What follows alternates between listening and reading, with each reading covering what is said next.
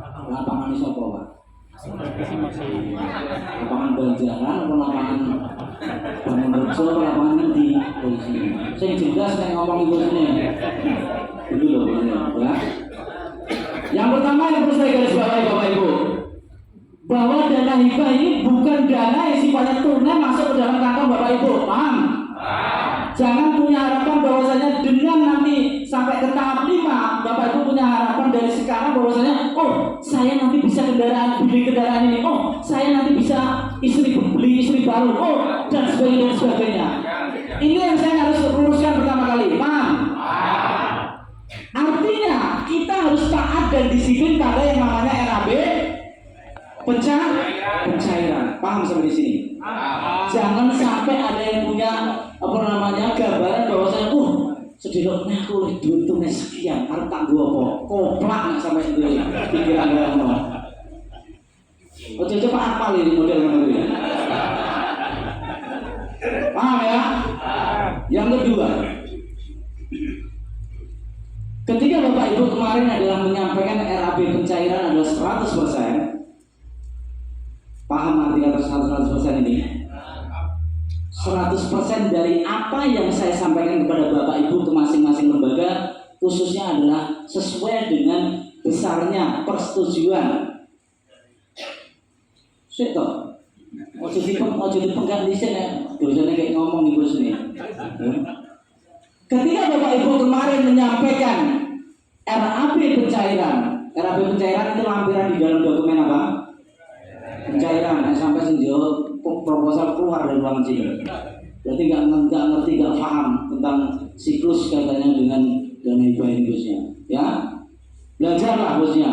Siapapun di sini yang umurnya 70, umurnya ya Pak ya belajar dengan bosnya. Bertanggung jawab untuk mengimplementasikan pekerjaan di lapangan tadi, lapangan seperti Rahman itu kan. Itu sini. Ya. Saya katakan. Bapak Ibu kemarin menyampaikan RAB pencairan sebesar 100% dari besarnya persetujuan pagu atau plafon RAB pencairan yang sudah saya konfirmasikan di beberapa waktu yang lalu. Betul atau betul? Kecuali yang statusnya rombongan terakhir, ada 19 lembaga. Kalau di komplotan metro sini bosnya ya, ada 19 lembaga termasuk jalan yang ngacung coba. Nah, termasuk komplotan wajah-wajah ini yang belum dapat confirm. Ya, mudah-mudahan sih perkiraan saya akhir bulan ini, sebelum akhir bulan ini. Ya, biasanya sekitar 10 harian. Ya, Bapak Ibu kan menyampaikan RAB pencairan, membuat RAB pencairan itu senilai 100%. Yang dimaksud RAB pencairan itu ngerti nggak Bapak Ibu? Esensi dari sebuah RAB. Isinya apa? Esensi dari sebuah RAB itu, rencana anggaran biaya itu. Ngerti nggak Pak Takmir Masjid Nurul Huda? Apa esensi dari sebuah RAB itu? Isinya intinya adalah uraian pos-pos pekerjaan yang mau kita realisasikan di lapangan kan? Betul kan? Betul ya? Itu statusnya adalah 100% sesuai dengan saya konfirmasikan, betul? Nah, ini saya mau saya sampaikan Bapak Ibu bahwa pada saat nanti tahapan penandatanganan NPH dan MOU nilainya tidak sebesar 100% itu, ya. Tidak sebesar 100% itu. Kok bisa Pak? Nggak usah protes, nggak usah tanya ini sumbernya dari mana, tapi akan saya detailkan apa saja poin-poin pengurangnya. Setuju? Dari angka 100%, Bapak Ibu, pada saat menjelang bintek, Anda nanti akan mendapatkan berapa? Sing koyo kuwi kok apal. Gumun aku.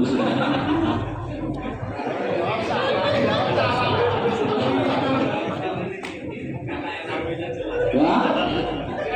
Potongan pertama ya, pengurangan pertama ada 2,5% untuk Bapak Ibu sendiri. Pengurangan kedua, Bapak Ibu paham dengan yang namanya kewajiban pemenuhan perpajakan? Ada unsur yang namanya PPN dan PPH. Ya. Pajak pertambahan nilai. Pajak pertambahan nilai sekarang tarifnya berapa? Ada yang tahu? 11%. Aku sudah dia. Aku aja. Ini kaitannya kok begini. Disiplin akan taat aturan ya. Jangan menerjang pada tingkat kedisiplinan. Tekan dino. PPN 11%. Ya, PPN adalah pajak pertambahan nilai. Dalam konteks kita menerima dana hibah ini adalah termasuk merupakan objek PPN. Kok bisa Pak? Alasan aku pengen belajar dengan konsultan pajak di depan Bapak Ibu sekalian, ya. Tapi waktunya bukan sekarang maksudnya. Wes ikuti aja nih. Yang kedua ada potongan PPh pasal berapa? 21 kudulmu. Lembaga ini maksudnya PPh pasal 23. Yang jawab bener wes anggap baik. Ora usah terlalu manja maksudnya. Ora. Kopi-kopi kok. Berapa persen? Berapa persen 23? Berapa persen? 23. PP pasal 23. 1,5%. Ya. 1,5%. Sudah berapa itu jatuhnya? 2,5 tambah 11 tambah sudah 15% ya potongannya. Kemudian apa lagi Bapak Ibu? Tentu ada Bapak Ibu paham siapa yang membawa dana hibah ini masuk ke dalam Indonesia? Ya, tentu adalah Mister. Masih ingat gak yang namanya PT Pandanaran Ultimate Indonesia? Masih ingat gak? Di slide yang keberapa? Ayo, saya ngomong masih mau jajal jawaban. Di slide yang keberapa? Ngawur ya. Wes rasa diperpanjang nama jawaban. Kemudian di slide itu pula masih ingat nggak? Selain ada PT Pandanaran Ultimate Indonesia, menemui di situ dari funder untuk bisa turun ke Indonesia, siapa yang memfasilitasi? Yang memfasilitasi siapa? Qatar Foundation cerdas. Dengan lapangan ini Pak.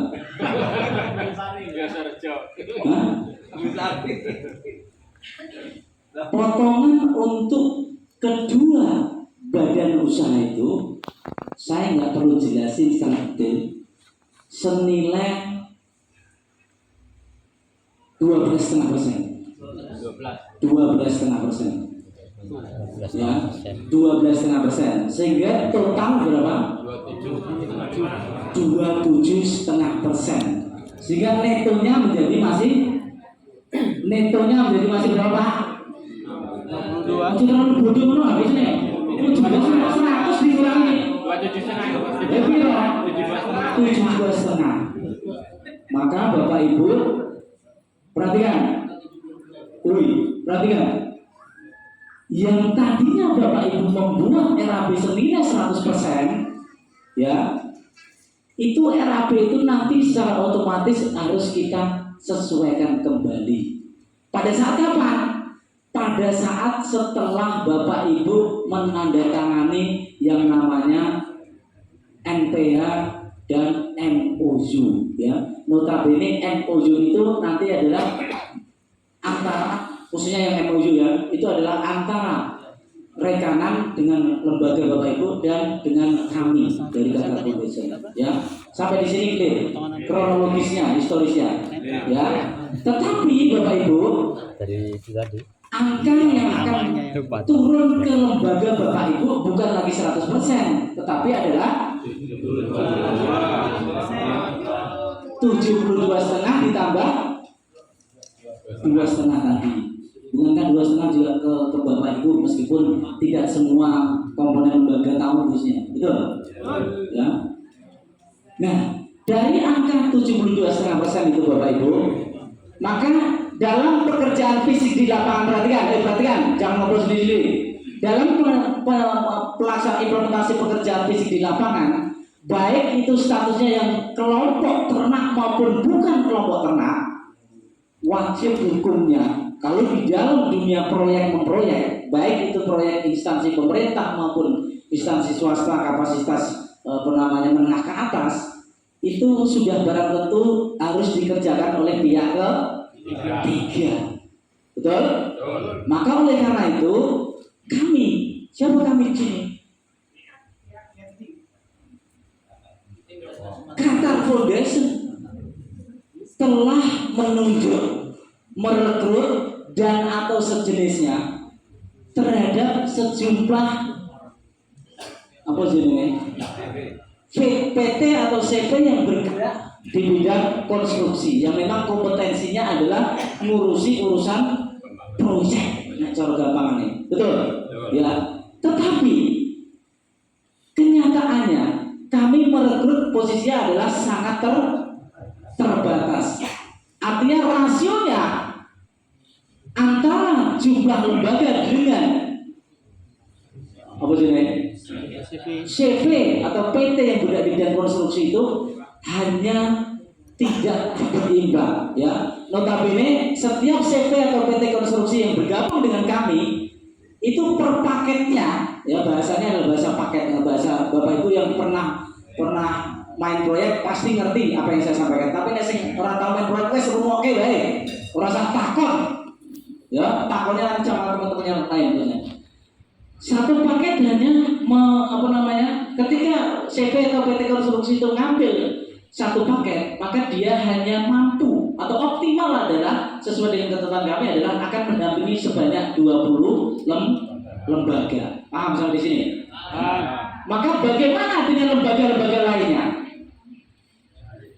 Sedangkan sesuai dengan SOP, statusnya adalah pekerjaan fisik di lapangan itu harus ditangani oleh pihak ketiga. Maka mau tidak mau, suka tidak suka, seluruh lembaga hari ini, ya, update hari ini siang tadi pada saat saya setelah ngantuk tadi, itu saat ini adalah teman-teman yang di Korwil sedang memetakan lembaga mana saja yang statusnya belum memperoleh pendampingan dari calon PT atau CV yang kami tuju, ya, masih cukup banyak. Kalau berbicara di apa yang Bapak Ibu yang kumpul di sini, masih ada sekitar kurang lebih adalah 50 sampai 60 lembaga yang statusnya belum tercover dengan CV, ya. Pertanyaannya, bagaimana solusinya? Kan itu bosnya, ya.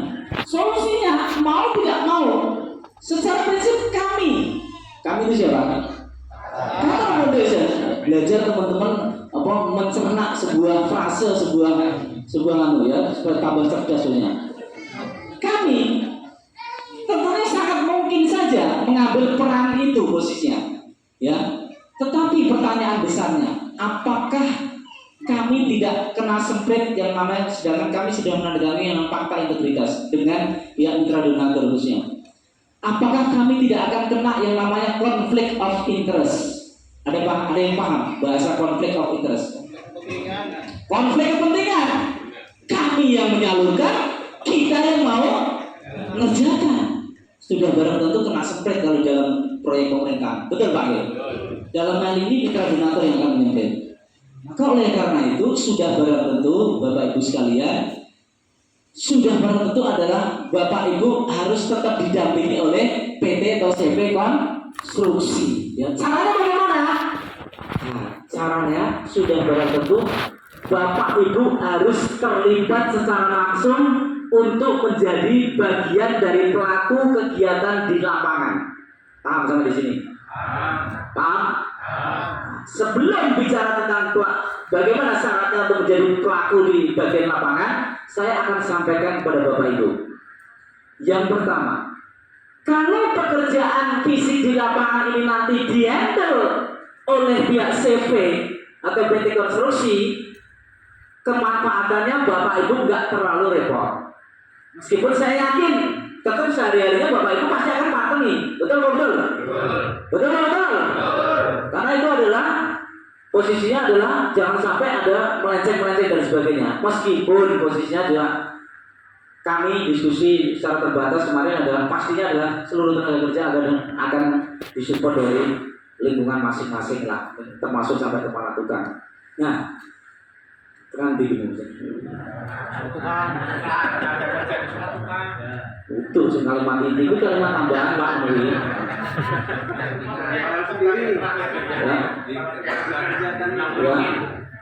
Bukan kalimat intinya apa tadi? Yang belum tercover CV atau PT. Jadi kopiar itu. Nah, apa namanya? Ini tekan timur itu Pak. Saya mau bicara tentang kemanfaatan ya. Kalau Bapak Ibu proyek itu Bapak Ibu serahkan kepada PT atau CV, sudah barang tentu adalah Anda tidak terlalu repot, meskipun kenyataannya repot. Betul? Yang kedua, joint account pada saat Bapak Ibu menandatangani di di rekening di bank nanti, itu sebenarnya joint account. Joint account antara siapa? Antara lembaga dengan CV. Antara lembaga dengan CV. Ketika Bapak Ibu statusnya adalah sebagai penonton, tidak mengambil peran untuk, atau bahasanya adalah kembali ketika adalah pekerjaan itu kita serahkan pada CV atau PT, Bapak Ibu relakan saja untuk sekedar memberikan tanda tangan penarikan rekening tabungan joint account Bapak Ibu. Paham kan di sini?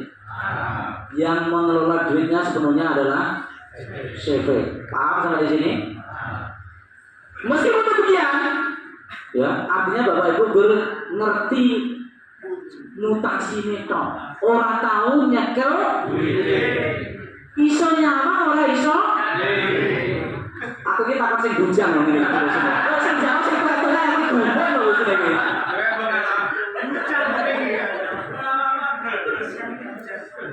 Deh, dengan dirimu.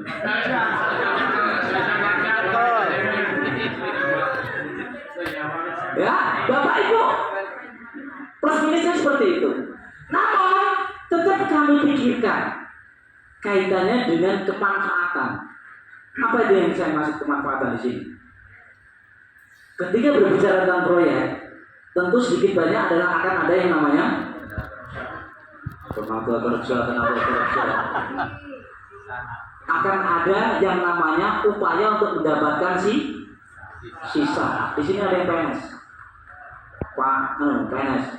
Ketika ada budget, posisinya ada istilah sisa lebih penggunaan anggaran. Betul?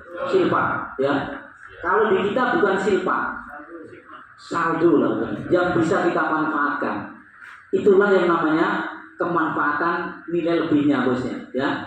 Berapa persen? Jawabannya ketika Bapak Ibu statusnya hanya ngolok gini yang tanda tangan, meskipun kenyataannya juga tidak ngolok, maka insya Allah Bapak Ibu angka 72,5%, ambil saja 70%.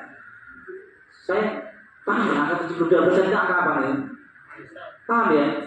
Angka yang neto tadi loh, yang mau kita cakkan di dalam lapangan, itu katakanlah tetap kita sesuai dengan disiplin anggaran, ya, disiplin RAP sesuai dengan poin-poinnya, itu posisinya bisa kita cakkan dengan hasil yang masih optimal, ya. Itu optimal adalah 60%, sehingga ada kemanfaatan di situ, sisanya adalah berapa? 12%. Ambil aja 10%. Saya nggak terlalu mulu-mulu posisinya untuk menyampaikan hal ini. Ketika ada 10%, ya, artinya sebuah proyek yang dikerjakan oleh suatu lembaga, baik itu dikerjakan oleh lembaga sendiri maupun oleh CV atau PT, optimalisasi nilai kemanfaatannya atau laba atau keuntungannya atau sisanya berapa persen tadi? 10%. 10% posisinya kan harus berbagi nih bosnya. Paham? Sing pernah main proyek coba ngaco. Kira-kira berbagi nih kalau siapa Pak? Nah, dengan oleh proyek gitu, aku tak tahu bosnya. Kancane dhewe. Kata beliau, tim termasuk yang memberi proyek. Ya. Berdasarkan analisa kami, ketika Bapak hanya ngomong saja, tahu ya bahasa ngomong ya Pak? Blongo bahasanya Pak Saryaman. Bahasanya Pak Isan apa Pak? Ojo pun gak blongo. Paham ora dengan bos ini? Aku ngomong Jawa nih. Tulang bawang lho. Ngomong ngerti lah. Ini coba praktekkan. Piye bentuknya apa ngomongnya? Tapi dia dipraktekkan sama Pak Peter tadi bosnya. Itu ngomong itu termasuk. Ya. Bapak Ibu ketika posisinya adalah dalam kapasitas yang domblong dan ngomong, insya Allah Bapak Ibu masih mendapatkan kemanfaatan optimal di 2,5%. 2,5% dari apa? Dari mana 2,5% ya? 2,5% dari angkanya dari 10. 2,5% dari mana? Ayo. 10. 2,5% dari mana? Saya tanya. Dari angka 100%, dari angka 72,5%, atau dari angka Satu. atau dari angka 10%? 10%. Bodoh bener bener. Belum, tak kayak 2,5% dari 10%.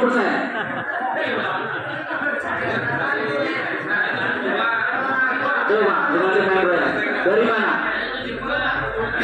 Dari 100%. Atau dengan kata lain, 10% itu berbaginya adalah wes, gue mau bos ini.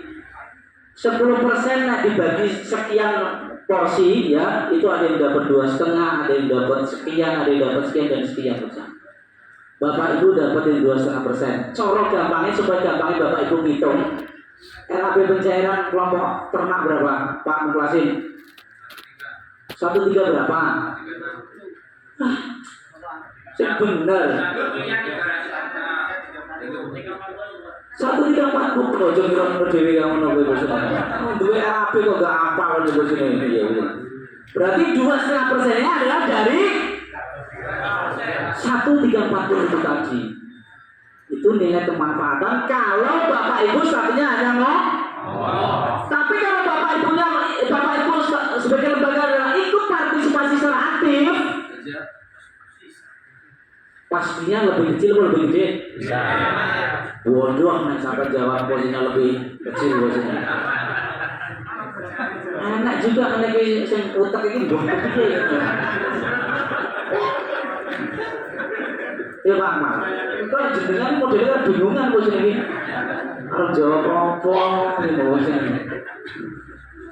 Ya, Bapak Ibu insya Allah akan mendapatkan di optimal selisihnya 2% atau sampai 2,5%, sehingga menjadi berapa? 5%. Setidak-tidaknya 4,5 cerdas, optimal di 5%. Silahkan Bapak Ibu tinggal pilih, mau pilih yang 2,5% atau 4,5 sampai 5%. Sampai di sini paham? Termasuk urusan Bapak Ibu tidak akan tadi hanya ngomong dengan tanda tangan spesimen tanda tangan dong. Kalau Bapak Ibu statusnya adalah ngomong, tapi kalau Bapak Ibu terlibat, ya sing cukup duit ya tetap seperti sesuai dengan CV yang kami tuju untuk mendampingi Bapak Ibu, ya. Meskipun Bapak statusnya adalah sebagai pelaksana pekerjaan fisik di lapangan, yang memberikan SPPK adalah si CV yang kami tuju posisinya. Sampai di sini Pak, Bapak Ibu ketika statusnya mengerjakan pekerjaan sendiri, iso gaya, gayanya piye? Minimal gue duit rada gede saka bank. Rakitan gue terus didistribusikan ke toko bangunan, ke tenaga kerja, betul nggak? Tapi paling tidak pegang lah gitu bosnya. Bener apa orang gitu bosnya? Bener nggak?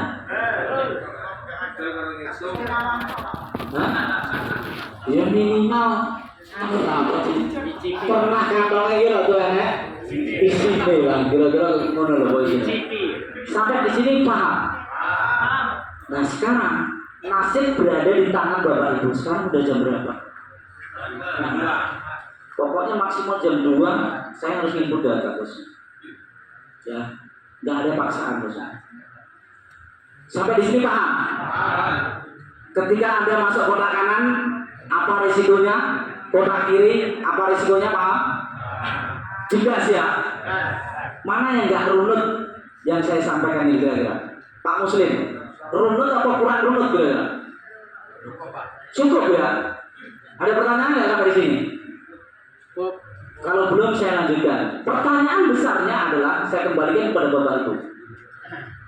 Bagi Bapak Ibu yang statusnya pengen memperoleh tidak ngolok, tapi adalah pengen mendapatkan mengerjakan pekerjaan fisik sendiri, ya, dengan memandoi sendiri, meskipun tetap sepengetahuan, konsultasi dengan mitra PT atau CV yang kami tunjuk untuk mendampingi Bapak Ibu, maka solusinya adalah setiap lembaga harus mendaftarkan diri. Saya tanya, nah jenengan main proyek Pak, kira-kira untuk mendapatkan proyek ini bagaimana mekanisme secara SOP maupun mekanisme di luar sama-sama kita tahu. Coba Pak Supriyanto, saya tanya. Jadi kalau secara standar SOP ya sudah prosedural umum lah, kita tahu semua. Kalau yang di luar itu kan kita pasti ya ada nilai yang akan kita berikan. Enggak, saya nggak tanya tentang nilai yang diberikan, tetapi secara resmi ada nggak bahwasanya sebuah PT atau CV konstruksi sebagai peserta lelang proyek itu tidak mengeluarkan duit? Pertanyaan saya, ada nggak? Ada nggak? Nggak ada ya. Itulah yang disebut dengan dana untuk mengikuti, paling tidak adalah kegiatan lelang. Betul nggak? Tapi saya nggak akan bicara tentang besarnya berapa kalau pemerintah dan sebagainya. Nggak nyanda dengan posisinya, kan? Apalagi yang tidak pernah main bersentuhan dengan instansi pemerintah, ya. Kembali ke kita, kalau Bapak Ibu pengen tidak mau, intinya Bapak Ibu harus mengeluarkan duit lagi untuk dana registrasi kita pinjam sewa PT atau CV konstruksi senilai 1,5 juta, titik. 1,5 juta, titik posisinya. Limitnya yang confirm silakan hari ini sampai dengan pukul 2. Nanti langsung merapat ke mejanya Mbak Ida. Sebab jam 2:30 harus saya kirim bosnya.